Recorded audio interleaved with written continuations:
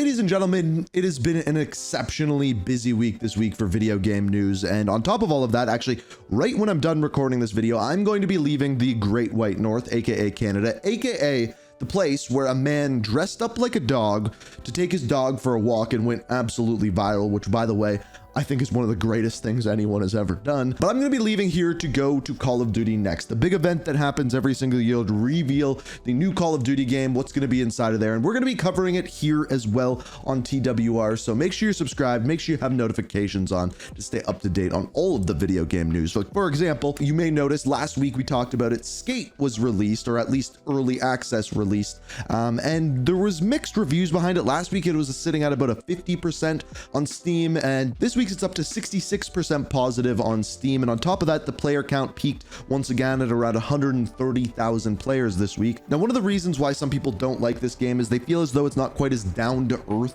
as the old Skate games. In this one, you can like jump off of buildings, fly through the air, drop into another building, do these crazy lines. Well, it turns out that might be a little bit more realistic than we all thought, as this week there was a man who dropped in on a skateboard 70 feet up in the air, dropped in and smashed into a wall simply to set a world record. It might be a little bit more realistic than we all thought. Now, moving from that to some other... Dude, you gotta talk about the food stuff. I don't know what's you... Dude, food. Yeah, I don't know. Every single week, you just want me to talk. You know this show is not about food. Dude, I'm always hungry. Okay. And you should always talk about So for the food portion of the news this week, it turns out Chick-fil-A is actually going to be opening a new restaurant. However, they're not going to be selling chicken or really food too much at all. In fact, they're making a new place called Daybright, which is essentially going to be their take on Starbucks, focusing on selling drinks as opposed to food, which will be interesting. Also, no news whether or not they're going to be open on Sundays. And now that we got the food news out of the way,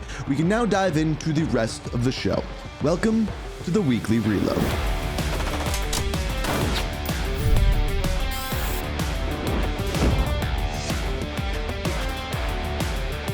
Remember the whole game called Palworld, which was essentially Pocket Pair's knockoff version of Pokemon, but then they made it into a survival game?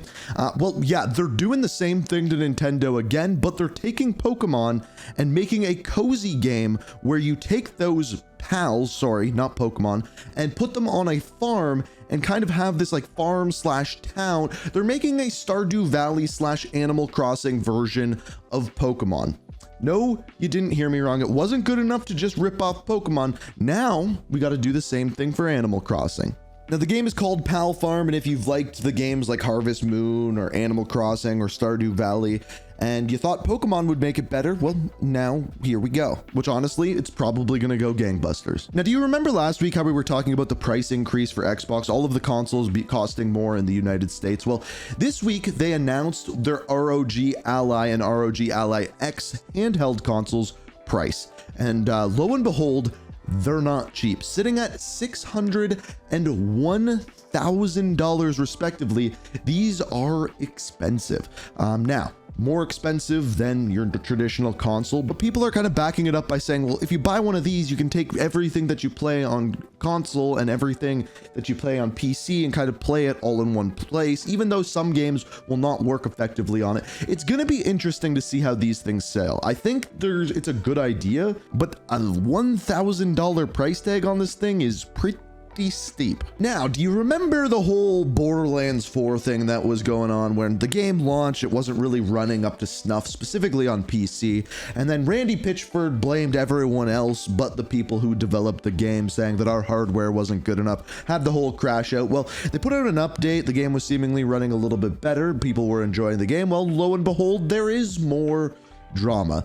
This time, though, it has to do with Nintendo Switch 2. Specifically, the game was supposed to be coming out for it very soon. However, now it is delayed indefinitely and maybe never coming whatsoever. I guess PC wasn't the only thing it wasn't running well on, and maybe it actually shouldn't be that surprising, because remember when Xbox bought Call of Duty?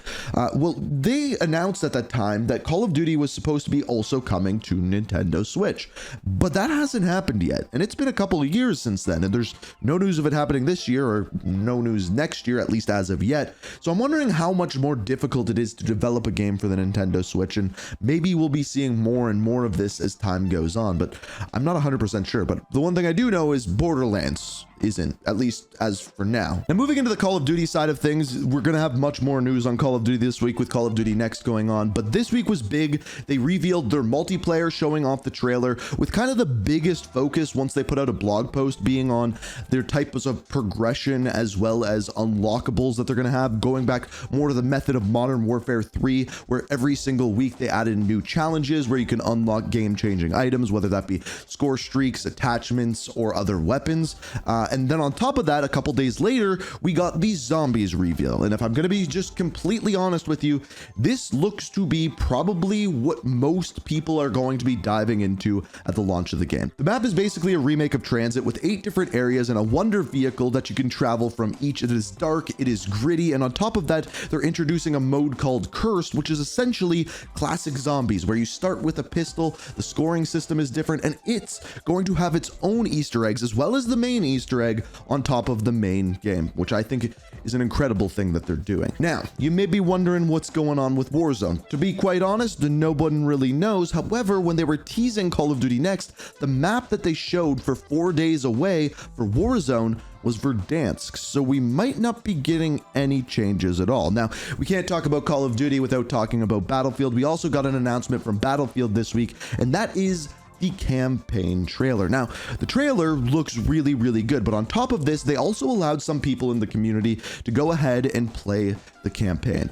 And the reviews and what people were saying about the 3 missions that they could play was that it was a little bit janky. The AI really wasn't working properly, and it didn't really feel as polished as the rest of the game, the multiplayer, the portal, and everything else did, which isn't really surprising because based off of rumors, the campaign has actually only been in development for 1 year, and that is just when casting ended. So I don't know how long they've actually been working on that campaign. No, so we don't know how long Battlefield have been working on the campaign, Inc., but what we do know is that they've been working very hard during this whole marketing cycle to make it clear that they are not taking Call of Duty's approach to their game. Over the course of the last couple of months, they've been making comments in regards to not needing Nicki Minaj, keeping the game realistic and grounded. But then yesterday, this teaser started circulating on social media of a live action trailer that was going to be coming out today, starring Jimmy Butler, Morgan Wallen, Paddy Pimblett, and Zac Efron. So of course people were confused by this on social media, calling it cringe, saying they don't want a Call of Duty style ad, and basically saying that it's a bit hypocritical for them to say all this stuff about Nicki Minaj and skins in the past, to then tease a live action trailer with 4 different celebrities in it. But then that live action trailer dropped today, and it actually dropped as Ink Slasher is on his way to Call of Duty Next, hence why I'm recording this. But that trailer dropped, and this is what happened. Sound check.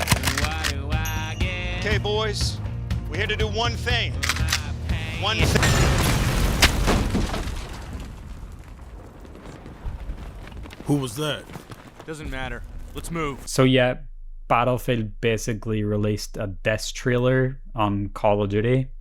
We obviously don't know how good the game is going to be until it comes out on October 10th. But what we do know is, in terms of marketing, Battlefield are absolutely dunking on Call of Duty right now. But that wasn't the only trailers that we had this week. We also had more at the Tokyo Game Show, specifically for PlayStation. I'll let Ink take you through that. A couple other trailers that we got was one for a game called Saros. This is from the makers of Remnant, and this one they're kind of doing like a roguelike feel to it, where you get more and more powerful the more you die. That's kind of the theme that they're going with. This one to me looks like a third-person shooter mixed with Geometry Wars, if you remember that game, but it definitely looks pretty interesting. And then the one that everyone was wanting, and we finally got it, was this. Been fighting longer than I can remember.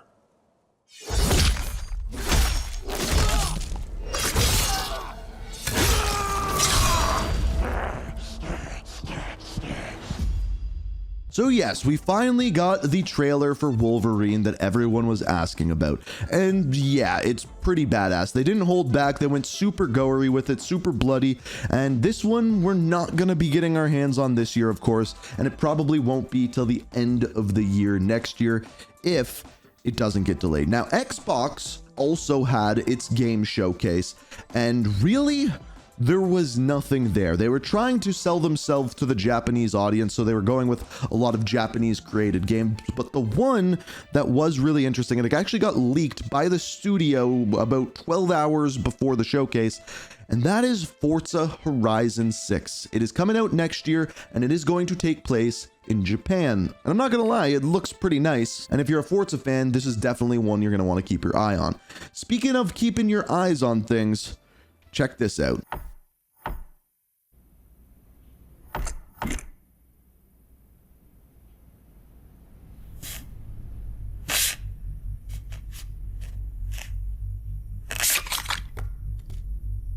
Do you guys remember 10 years ago when we got that playable trailer? It was a horror game made by Kojima that was supposed to be the next Silent Hill game, but they called it PT because it was a playable trailer, and it was amazing, well ahead of its time. This building was scanned into the game, and they kind of made a trailer based around it for the next Silent Hill game, and everyone was absolutely wowed by it. Well, lo and behold, we never got that game because of, well, some unforeseen circumstances. But now that Kojima has his own studio, he's working on a new game called OD, and that is what you are seeing here.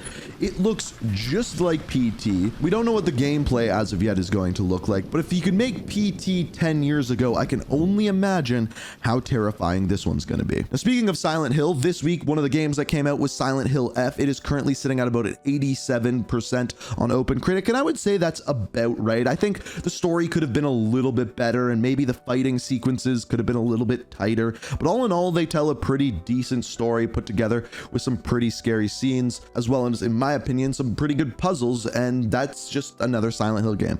Now, the one thing that I think they did really cool with this one is the first time you complete the game, it gives you one ending, and then in order to get the other endings, you have to play through multiple times in the New Game Plus mode. Now, another game that snuck under my radar this week was Hades 2. Now, if you played Hades 1, you would know it was really, really good. Well, lo and behold, it is sitting at 92% on OpenCritic, which just makes it one of the best games of the year, and really to no one's surprise. Now, this one was kind of in beta for a very long time, but it finally got its full release this week. So if you liked Hades 1 and maybe this one slid under your radar, you're probably going to want to pick this one up. And speaking of games, you're going to want to pick up the one game coming out this week on October 7th is Ghost of Yotei. Now, this one is sitting at 88% on OpenCritic, and you may be thinking, hey, the game's not even out yet. Well, they were so confident in their game that they sent it out to reviewers like a month early. So yeah, a lot of people have already beat this one, and they say if you like the first one, Ghost of Tsushima, you're definitely going to like this one too. So basically every week for the next 2 months, there's going to be a good game coming out. After this, it's like Battlefield, and then we have betas for Call of Duty, and then Arc Raiders. So to stay up to date on all of your video game news, make sure you're subscribed. This week, we're going to be in Call of Duty next, maybe bringing you something a little bit special, so make sure you subscribe, make sure you have notifications on. Thank you so much for watching, and until next time, peace.